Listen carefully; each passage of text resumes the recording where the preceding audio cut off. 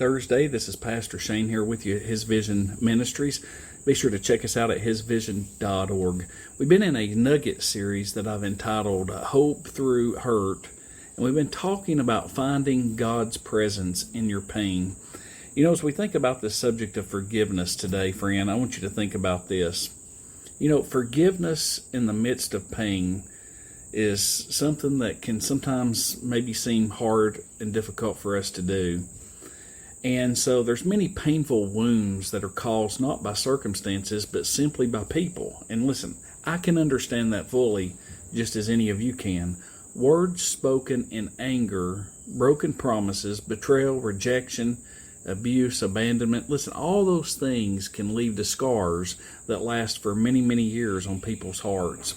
And it's even those wounds, by the way, that often tempt us to hold tightly to bitterness.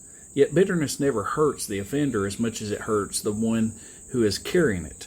Forgiveness is one of the most difficult commands, by the way, in the Scripture, because it asks us to release our right to revenge and to trust God with justice. Forgiveness is not pretending the offense never happened, friend. It's not excusing sin or removing healthy boundaries. Instead, let me say this about forgiveness. Forgiveness is surrendering the offense, whatever it is, to God, rather than allowing it to continue to control our hearts. You know, Jesus demonstrated this on the cross when he prayed, "Father, forgive them, for they know not what they do."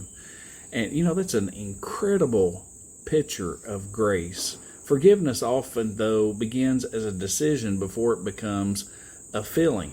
Sometimes we must choose forgiveness repeatedly until our hearts finally just really catch up with our own obedience.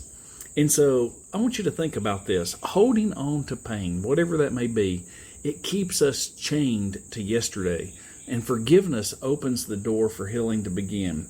Now, listen, that doesn't mean that we need to trust is immediately restored, or every relationship ever returns to what it once was. Some wounds require wisdom and healthy distance, but refusing bitterness allows God to restore peace within our own hearts, forgive pain. You know, the greatest healing often begins when we release what we've been carrying. And so I want you to ask a question today.